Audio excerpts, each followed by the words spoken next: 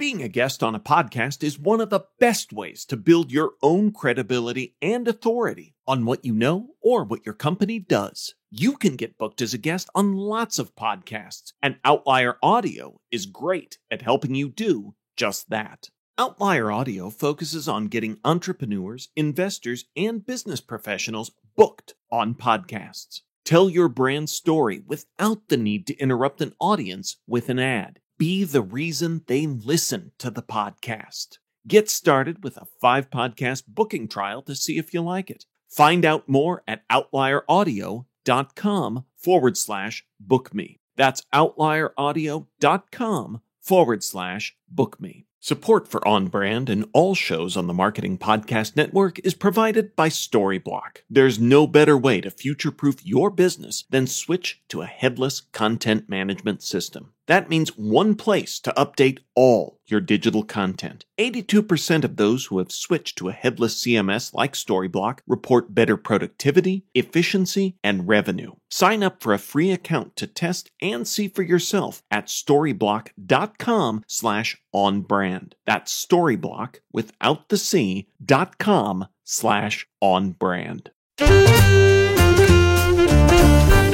I'm Nick Westergaard, and this is On Brand, helping you tell your story.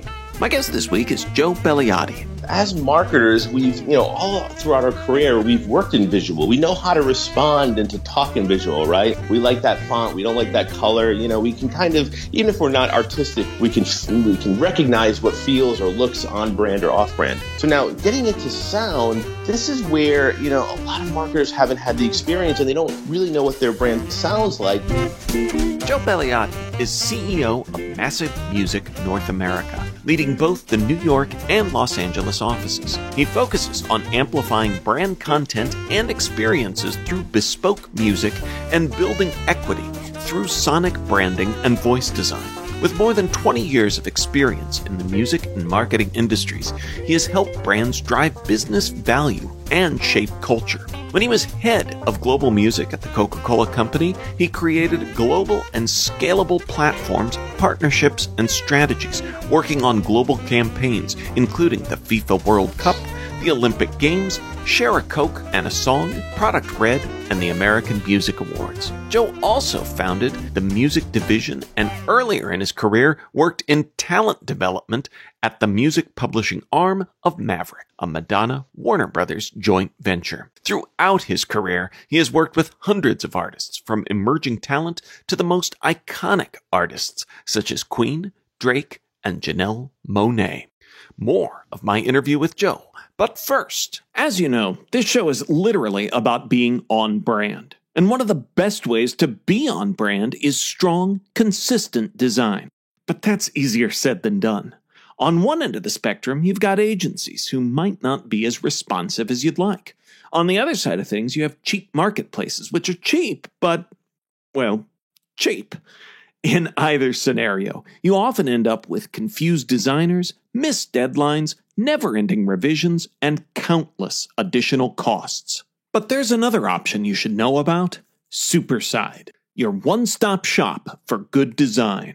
Superside is a unique design subscription service that combines top designers from around the world with technology made to streamline the process for everyone involved. Your projects get done 20 times faster than in-house teams and 70% faster than agencies. This speed adds up as it can cut design costs up to 50%. With Superside, you can increase production capacity during busy times without increasing headcount. This allows in-house designers to focus on strategic, big-picture design. Plus, you can easily store, share, and collaborate on design files across your team and stakeholders. Superside offers annual subscription plans that include a dedicated design team, single point of contact project managers, same-day turnarounds when needed, and access to Superside's purpose-built technology to make great design production easy. Plus, when listeners of the On Brand podcast sign up for an annual subscription, you get a month free. That's $3,000 worth of design. Choose the right side of design. Superside. Learn more now at bit.ly/Superside on brand. That's bit.ly/Superside on Brand. All one word. Joe Belliati, welcome to On Brand. Cool. Thank you, Nick. Well, I am excited to chat with you because you work in, you talk about the different senses that go with branding, and I feel like we always default to the visual and all of the eye rolls that go with the brand being so much more than the logo, which is where our brain gets trapped with the visual.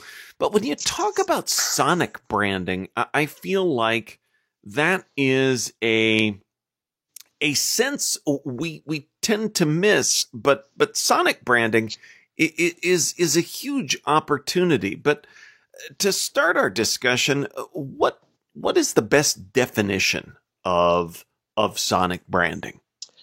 Yeah, so if you think about it, every single brand is already making an impression with its customers through music and sound, through the content we create, the marketing, the advertising, through the experiences. But how many of them are doing it intentionally, strategically, and in a way that's really effective? And that's what sonic branding is. It's thinking holistically about how we use music and sound across the brands to be really purposeful in building brand equity, driving that recall and recognition, and really elevating the customer experience. So when we talk about brands using sound, I feel like the first aha someone will give you is, it's the Intel do. And that's an obvious example, but what are some other, what else do you point to in describing the music and sounds that brands use? The Intel example is a great one. It's a great example of a sonic logo, especially for a product that's fundamentally invisible to the consumer, right? And, the sonic logo now has become a part of what we call a visual sonic identity system, right? Whereas, 100% of brands have a visual identity system, but by, many estimates, around 25% have, a sonic identity system, that strategic approach to sound that includes those assets like the sonic logo. And it's not just the sonic logo, it's how do you create iterations of that sound in longer form, shorter form content? How do you use it as part of the product sounds? If you think about the iconic Apple startup sound, right? That was very intentional, that sound. If you think about the way sound can help us navigate through UX and UI experiences. We recently did a project for Visible where we created a whole suite of sounds and had this branded experience through the alerts and the notifications that all stemmed from their sonic identity, their sonic assets. So it's really more of a comprehensive approach now where you're thinking about not just that sonic logo as a tag to advertising, which is what's been done for a long time. It's really about how do you make it a through line throughout all those consumer touch points. So you added even more definitions. I promise I won't make our conversation go through and define everything that you just said, but you really took it from sonic branding to sonic logos and specifically a sonic identity system. And I think people, as you noted in that comprehensive approach, have an idea of what is in a visual identity system. But what else?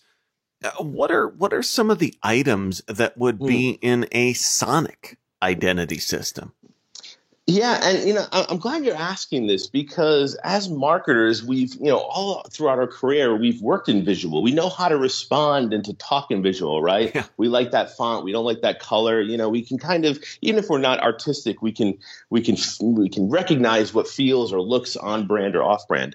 So now getting into sound, this is where, a lot of marketers haven't had the experience and they don't really know what their brand sounds like. So that's part of the complication. The other part of the complication, exactly what you mentioned, that there's no real common vernacular, right? I like to call it sonic identity systems. You've heard audio branding, sonic branding, right? There's all these terms and they basically all mean the same thing, right? It's how do you create that impression with your consumer through music and sound. And those assets can range from the 2 to 3 second, Sometimes it's called a logo. Sometimes it's called a mnemonic, right? It can range from those type of assets. It could be longer form content. It could be the product UX, UI sounds that I mentioned. But it could also be the way in which we curate music for our brand, right? Because it's not always about using the brand assets. It's about how we curate music that brings to life the point of view of our brand, that really is resonating with, the DNA of our brand, that's resonating with the audience that we're trying to hit. So it's a creation exercise and it's a curation exercise. So say more about curating music. What are the applications of that curation? Yeah, we're spending a lot of time. Our parent company, the Songtradr Group, is a music B2B platform, the largest music B2B platform in the world. And it connects music with brands and agencies and content creators in film and TV. And when you think about that curation, there's sort of three lenses I look at it through. One is, does it fit the brand, right? Does that song fit the DNA? Does it bring to life the spirit of the brand? At Coca-Cola, we were about optimism and happiness. So it's pretty easy to figure out, if that song feels optimistic and happy. The second layer is it right for the story we're trying to tell, right? Do the lyrics, the lyrical theme, the mood, do they fit that piece of content or that experience we're putting that song against? And then the third, does it fit our audience, right? Does that song resonate with the target audience and their interests? And those are sort of the criteria I use to curate music. Now, at the Songtradr Group, we're taking that much, much deeper and building a lot of data tools, a lot of technologies, a lot of really smart curation to be able to do that for brands with data backed, with optimized information at scale. On Brand, we'll be right back after this. When it comes to marketing, time and place are everything. But with 1 million messages per minute and not enough hours in the day, how do you really catch your target audience's attention? LinkedIn can help you speak to the right people at the right time. They deliver you quantity and quality with targeting tools that allow you to reach your precise audience, down to their job title, company name, location, and more. This means your ads are being seen by those who matter. That's why LinkedIn is #1 in B2B display advertising in the US. As a thank you to their customers for helping them grow 3 times faster than the competition, LinkedIn is offering a $100 credit on your next campaign. Go to linkedin.com/MPN to claim your credit. That's linkedin.com/MPN. Hey there, it's Jason Falls. If your company or maybe one of your clients sells to marketers, you look for advertising channels that guarantee business marketers are paying attention, right? Let me introduce you to the Marketing Podcast Network. You're listening to it right now. It's a network of podcasts all about marketing. So 100% of MPN's audience are marketers. Reach them by advertising on the Marketing Podcast Network. Learn more and find our media kit at marketingpodcasts.net. Now, back to the show. So you talk about where that's going and at scale. What about new platforms that seem like they would lend themselves very much to music, sound, and this sonic identity system? Things like TikTok. How can brands leverage sound to what they are doing there? Right. I think, we all sort of trust the creative directors to find the right music for advertising, but that creative director can't touch the hundreds and thousands of pieces of content that are being created every day by our brand, by our consumers, right? So that's where we need to build that scalability. And TikTok is a great example because if you think about TikTok, it's truly a sound-on platform. I think 96% of people engage with TikTok with the sound on. You don't need that on Facebook or Twitter or Instagram, right? But you need sound as part of that experience on TikTok. So that becomes a huge opportunity for brands, right? How do you draw that audience in, keep their attention through either finding the right music that's right for your brand that resonates with them, or using brand assets to build that familiarity and that equity for your brand through TikTok? So stemming from TikTok a bit. What does that look like as music and sound is applied to the broader, forthcoming, questionably defined metaverse? Yeah, I mean, listen, it's a good question. I think that if you look at music in the real world, it's still one of the most valued passion points. It's still one of the um, uh, most powerful connectors, most powerful signals of identity. It's how some of us build relationships and friendships and connections with humans in the real world through music and through our similar tastes or the music experiences we enjoy together. So I don't see that being different in the metaverse or any other digital virtual world where music will still be a connector. Now, where it gets really interesting when you think about the metaverse is the opportunity to test and iterate really, really quickly, right? So for, let's say, Nike to program music in all of its stores and figure out how that resonates with the consumers and what impression is built, that takes a lot of scale, a lot of logistics. For Nike to do that in a metaverse store, they could test and learn really quickly. Right. So there's that piece which gets really interesting and allows brands to test and learn with music and audio experiences. The other piece is the level of customization, right? So when I walk into the Nike store, they're not considering me personally, maybe my consumer profile, but not me personally when I walk into that store when they curated that music. But when I walk into the metaverse store, that could actually be hyper targeted, hyper curated just for me. So the level of personalization and customization that you can create around the music experiences as a brand in the metaverse is really interesting. So as we talk about the metaverse and metaverse adjacent things, what about music NFTs? Is there a role for brands there? I think there's a really interesting role for brands because when I was younger, I dragged my mom to McDonald's to get the Star Wars glass, right? Because that had value to me. Right. I wanted to have it. So today, the younger version of me wants NFTs. They're valuable. They're social currency, right? So the idea that NFTs could be incentives is really interesting, right? I mean, think about it. One time, iTunes downloads under caps were incentives, right? We did that at Coke, way before I got there.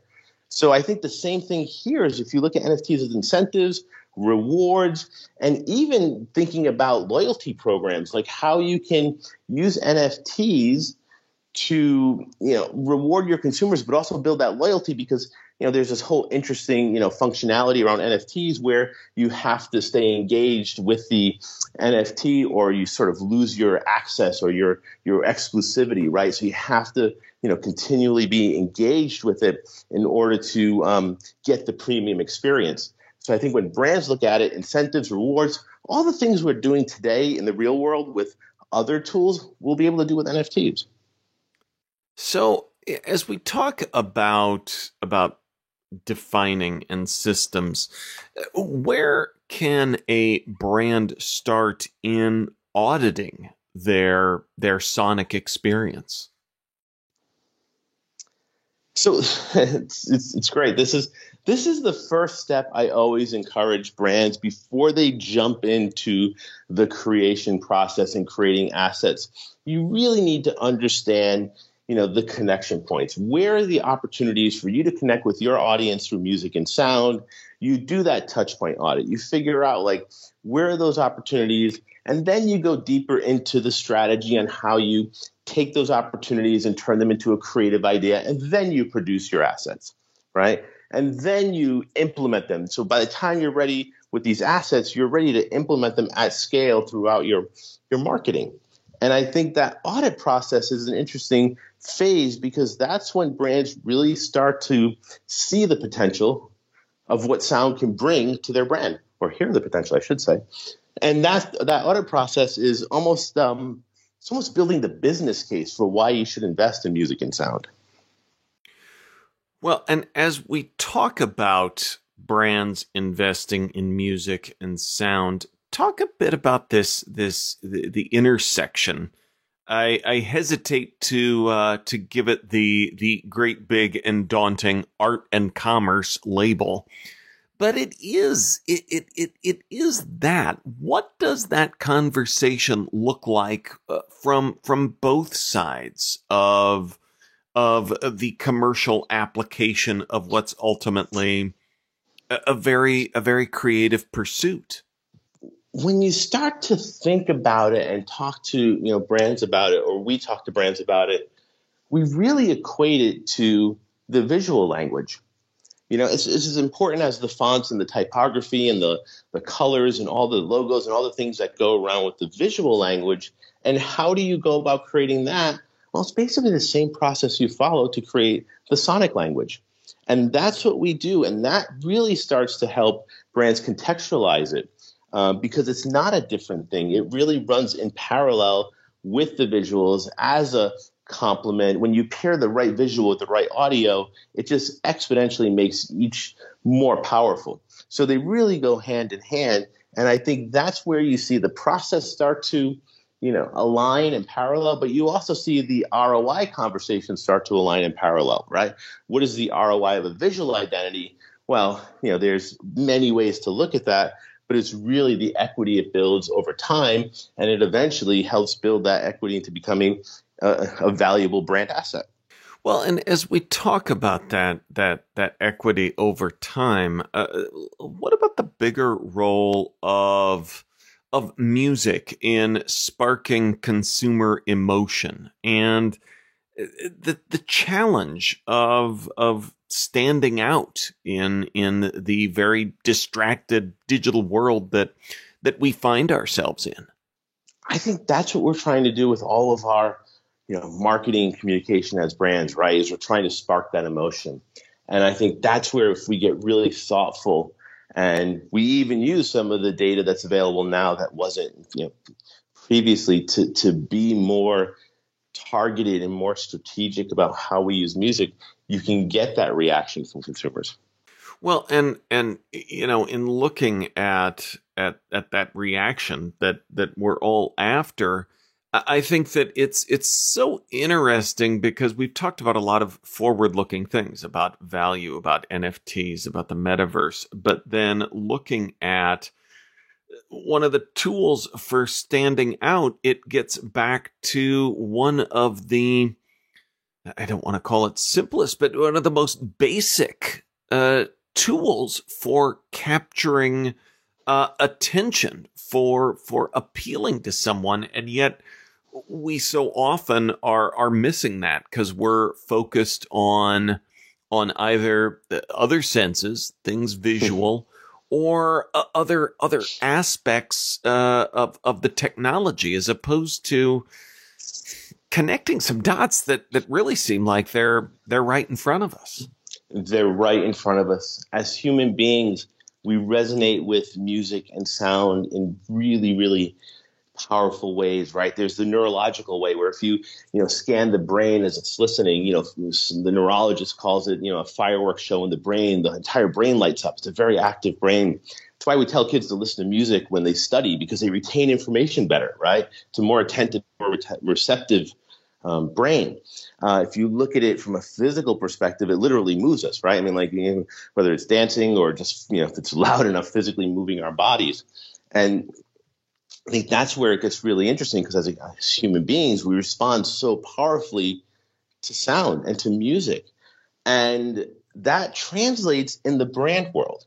There's so much data, so much research around how sound is so effective in building that capturing that attention, building that recognition, and the retention that it brings. There's endless research. And I think that's where, we're starting to get into this, place where, more and more brands are realizing this and starting to figure out their sound journey. I love that. And I love the idea of a sound journey, and definitely one that hopefully we're going to spark some listeners to begin that journey. So rarely do I give a warning that the brand that has made you smile is coming up. but I want to give a warning only because I want to ask for another brand, and I don't want you to accidentally steal the brand that has made you smile recently.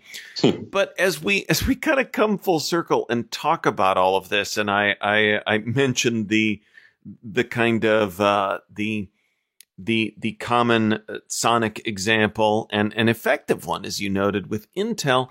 What is a brand that has a sonic identity that really stands out to you? So separate from the smile, what's another, if we don't want to always go to the Intel example?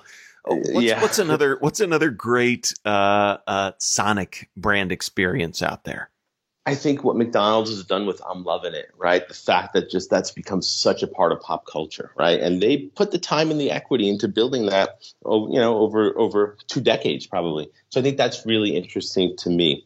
I think actually Netflix I like a lot because what Netflix does is that boom that you hear in the beginning, it pulls me into no matter what the content, whoever produced it, it doesn't matter. It pulls me into a Netflix experience and it gets my attention, and now I'm ready, to engage.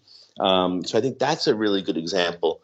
I think there's some really interesting examples happening out of MasterCard who's using sound to connect in the point of purchase and get credit for that transaction with consumers.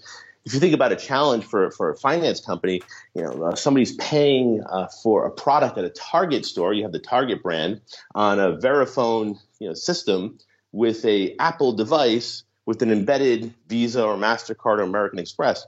There's 4 brands at that point of purchase. How do you cut through and be part of that? That moment for those customers. So I think that sort of really in-depth functional thinking about sound that MasterCard is starting to do is really interesting as well. That's a great example and a great reminder. We actually talked with MasterCard CMO Raja Rajamanar about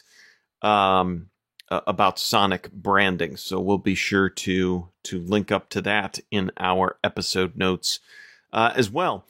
And now with all of that fanfare and me, basically shaking you upside down for all of the brands that you can think of, now, Joe, is the time for us to learn what brand has made you smile recently. So the Infinity commercial that recently came out with Cat Stevens' Wild World. And I've never owned an Infinity, but that song brought me back to a place that I haven't been in a long time, right? It evoked a memory. And it was a really interesting choice of music because I felt like they picked it only for me, right? Because it's not really, there's not a lot of Cat Stevens fans out there today buying cars.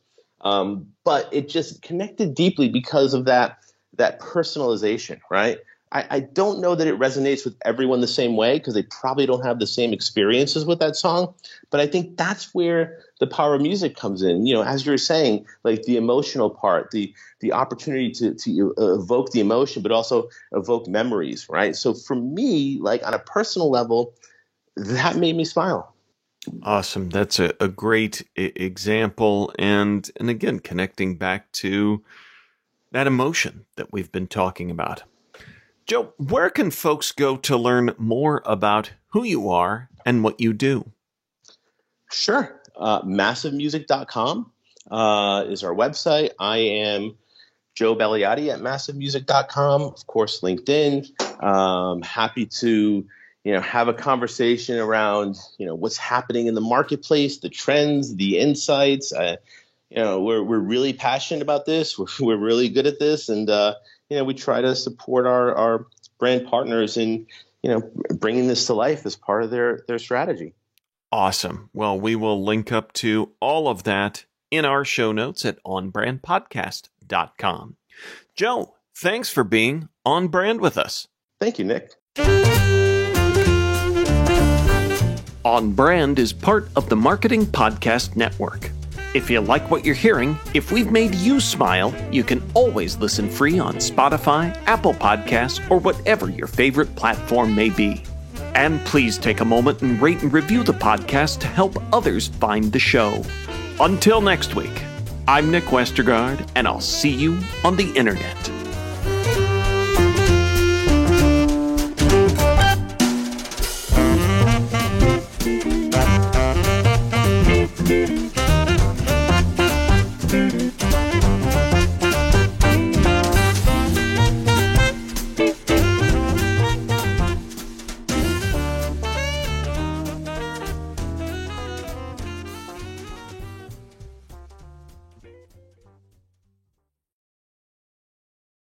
This podcast is heard along the Marketing Podcast Network. For more great marketing podcasts, visit marketingpodcasts.net.